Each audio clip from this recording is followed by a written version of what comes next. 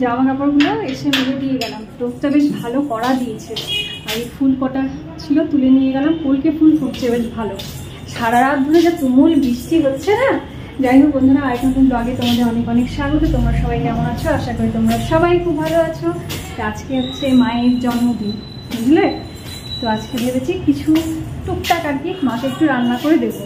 দেখো বৃষ্টির জল এসে কি অবস্থা, জিটাসগুলো এসে পুরো ভিজে যাচ্ছে জানো তো এইখান দিয়ে। তো ভাবছি মায়ের জন্মদিনে একটু কিছু বানিয়ে দেবো। কি বলতো বন্ধুরা, আমরা যখন ছোট ছিলাম তখন মা বাবারা আমাদের জন্য যখন জন্মদিন হতো কত কিছু রান্না করে করে দিত মুখের সামনে। আর যখন মাদের এখন বয়স হয়ে যাচ্ছে তখন কিন্তু আমাদেরই উচিত তাদেরকে কিছু করে খাওয়ানো, তাই না? মানে তাদের জন্মদিনটাকে এমনভাবে সেলিব্রেট করা যাতে তাদের মনে না হয় যে তাদের বাবা মা নেই বা তার স্বামী নেই, একা যেন মনে না হয়।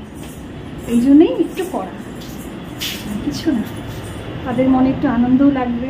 তারা আর কতদিন আর বাঁচবে বলো তো? এখন মানুষের জীবনে বাঁচাটা কি বলো তো, কেউই আমরা বেশি দিন বাঁচবো না। এখন তো বয়স্ক মানুষ কি, কম বয়স্ক মানুষরাই স্ট্রোক করে প্রায় মারা যাচ্ছে। মানুষের জীবনে কোনো দাম আছে নাকি যে কটা দিন বাঁচবো, আনন্দ খুশি করে বাঁচবো? আবার এটা হচ্ছে আমার নীতি। ভবিষ্যতে কি হবে সেটার কথা আমি চিন্তা করি না, এখন কি হচ্ছে সেটার কথা চিন্তা করি। কালকে যদি মারা যায় ভূমিকম্পে তখন কি হবে? এটা হচ্ছে চিকুকে দেখো দাঁড়িয়ে আছে আমার জন্য। চলো বাবা, চলো চলো বন্ধু, বেশি দেরি করি না, রান্নাঘরে ঢুকতে হবে চটপট, আমার দাদা হয়ে যাবে অফিসে। শুভ দিনে তোমার পায়েস দিয়ে রান্নাটা শুরু করলাম। এবার সব এক এক করে চাপিয়ে দেবো। পায়েসটা হওয়ার দিকে কাজু কিশমিশটা দিয়ে দিই।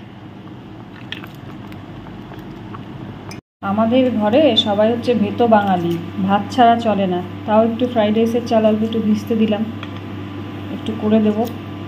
জন্মদিন বলে কথা, একটু ভালো মন্দ না করলে হয় বলো তো? মা ভালোবাসে পাবদা মাছ, যে কারণে কালকে তোমার দাদাভাই নিয়ে এসছে পাবদা মাছ। একটু ঝাল করে দেবো, পাবদা মাছের ঝাল। শুভ দিনে মাছ হচ্ছে শুভ, কিন্তু এমন চিরবির করে ফুটছে না, ওই দেখো বাড়ি বাজি ফটকার মতো চিরবির করে ফুটছে। পাবদা মাছ এত ফাটে না। পাবদা মাছের ঝাল রান্না করতে গিয়ে আজকে আমার শরীর পুরো ক্ষত বিক্ষত হয়ে গেল। এই জন্মদিনে এমন বাজি ফটকার মতো ফাটলো না, ওটা চোখে মুখে। তোরে ঘুগনি করবো ভেবেছিলাম, কিন্তু বাপি বললো না কাবলি ছোলার ঘুগনি কর, যে কারণে কাবলি ছোলাটা কালকে রাত্রেবেলা ভিজতে দিয়েছিলাম, সে তো করে নিয়েছি। চলো করে নিই। অল্প চিকেন ঘরে না রাখা ছিল, তো ভাবলাম একটু চিকেনের কষা করে দিই ফ্রাইড রাইসের সাথে। আর এই দেখো বন্ধু, লুচির পাহাড়, কি সুন্দর পাহাড়টা তৈরি হয়েছে না। এদিকে তোমার কাবলি ছোলার একটু ঘুগনি করে দিয়েছি, এদিকে পাবদা মাছের ঝাল, আর ভেতো বাঙালির ভাত। একবার খালি ফ্রাইড রাইসটা চাপাবো, মোটামুটি রান্না আমার কমপ্লিট হয়ে যাবে। মেয়ের বাবা অফিস থেকে আসার সময় লিচু নিয়ে এসছে। বলেছি যতক্ষণ না পাকা লিচু না পাবে কাঁচা লিচু নিয়ে আসবে না একদম, ওই জন্য পাকা পেয়েছে বলে নিয়ে এসছে, বুঝলে? আর কি বলতো, একবারে সকালের আর রাতের রান্না একবারে করে রেখে দেবো, তাহলে আমার রাতে এত ঝামেলা হবে না। তখন কেক কাটতে ব্যস্ত থাকবো, তখন ওই কেক কাটাকাটি করতে করতে টাইম চলে যাবে, বুঝলে? আর এইদিকে দেখো বার্থডে গার্ল, সেই সঙ্গে আরেকজন, দুজন মিলে ক্যারাম বোর্ড খেলতে বসেছে সকালবেলায়। আজকে হ্যাপি বার্থডে না? হ্যাপি বার্থডে মা। হ্যাপি বার্থডে মাও বলে দিচ্ছে হ্যাপি বার্থডে। কি অবস্থা, বাকি সকালবেলা কি বলেছে না মাকে? Happy new year. এই হচ্ছে আমার ঘরের অবস্থা। যাই হোক, এবার খালি ফ্রাইড রাইসটা রান্না করবো আজকের মতো। আমার রান্না থেকে ছুটি। আর এদিকে চিকুকে দেখো কেমন বসে আছে, পা বার করে।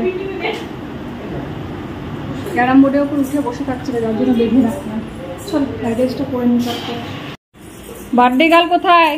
আরে বসে আছে দেখো, শাড়ি পরে, নতুন শাড়ি পরে। নাও। তো এখন চললাম কোথায় বলো তো? কেক আনতে। রিমকে বললাম চল, রিম বলো না আমার পড়া আছে, তুমি যাও। রিমই প্রত্যেকবার কেক আনার দায়িত্বে থাকে, কারণ ও বেশি পছন্দ করে কেক। কেক খালি মানে আনা হয়, কিন্তু পছন্দের জিনিস হচ্ছে রিমের। রিম পারলে গোটা কেকটাই খেয়ে নেয়, বুঝলে? যাই হোক, একটু কেক আনি, দিয়ে পর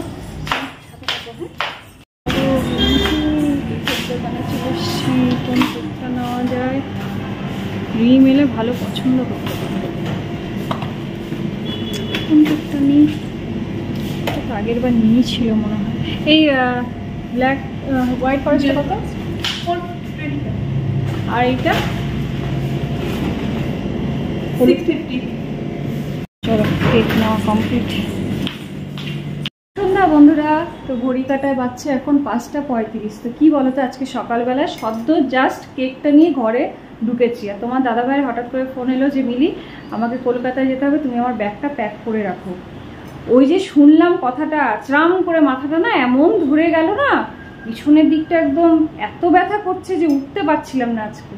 তো যাই হোক, উঠে নিয়ে তাড়াতাড়ি করে একটু চা খেলাম, সন্ধে দিলাম। আর ডিমের আবার হঠাৎ করে জ্বর চলে এসছে, মহা সমস্যা জানো তো। তো যাই হোক, তো মায়ের আজকে জন্মদিন, বছরেতে একবারই আসে। কেকটা যখন নিয়ে এসছি অল্প একটু কাটবে। আজকে দুপুরেও আমরা ঠিক করে কেউ খাইনি। তোমার দাদাভাই তো বাইরে থেকেই ব্যাগ রেখে ব্যাগ রেখে না, ব্যাগ নিয়ে বেরিয়ে গেছে, ঘরেও ঢোকেনি। সকালবেলা যা খেয়ে গেছিলো অফিসে যাওয়ার সময় সেইটুকুই, আর দুপুরেও খাবার খাইনি। এই হয়েছে ব্যাপার, বুঝলে। এই জন্য আর তারপর থেকে আর ভিডিও তোমাদের সামনে যে ক্যামেরা অন করে তোমাদের সাথে কথা বলবো সেটাও করার সুযোগ পাইনি, মানে ইচ্ছেই করছিল না। কেমন যেন লাগছিল যে জন্মদিনের দিন যেতে হলো। তো যাই হোক, কাজ তো করতেই হবে, কাজ না করলে খাবে কি, তাই না? খাবো কি আর কি, আমরা কি খাবো। চল কেক ঠেকগুলো কাটার ব্যবস্থা করি। রিমের তো জ্বর এসছে, ওষুধ দেওয়া হয়েছে প্যারাসিটামল। ওই ভাইরাস চারদিকে, তোমার এই ঝড় বৃষ্টি হচ্ছে না, একদিন বৃষ্টি একদিন রোদ, তারপর ঠান্ডা জল আইসক্রিম সব খেয়ে নিচ্ছে। চলো হ্যাঁ, সমস্ত খাবারগুলোকে বার করে রাখলাম। দেখো লুচি পড়ে আছে এতটা,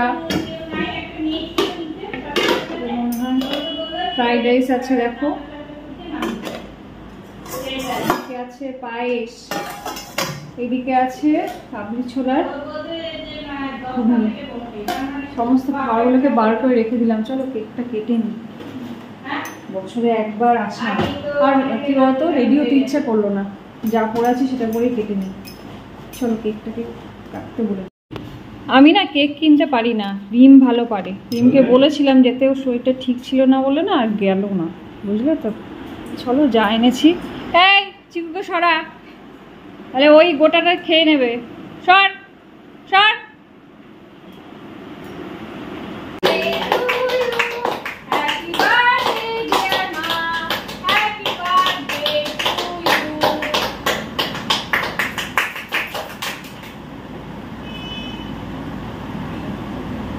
এবারে যা কেক কাটা হলো না আমাদের এই জন্মদিনে, কারোর কোনো এনার্জি ছিল না, মানে কাটতে হয় তাই কেটেছি। তোমার দাদাভাই নেই বলে সবার মন খারাপ, আর এই মন খারাপ নিয়ে জন্মদিন পালন করলাম, কি করবো।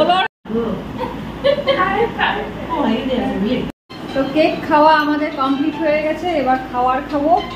সোজা বিছানা চলে যাবো, আর মাথাটা নিয়ে পাচ্ছি না, এমন পিছনের ঘিলুটার কাছে ব্যথা করছে না, আমাদের ঘিলুগুলো সব উথাল পাথাল করছে পিছনের দিকে। আর কি বলতো বন্ধুরা, আমরা হচ্ছে জন্মদিনের দিনটা মোমবাতি জ্বালিয়ে নেভাই না, আমরা মন্দিরে গিয়ে মোমবাতি জ্বালিয়ে আসি, কিন্তু আর এবার আর মন্দির টন্দির যাওয়া হয়নি।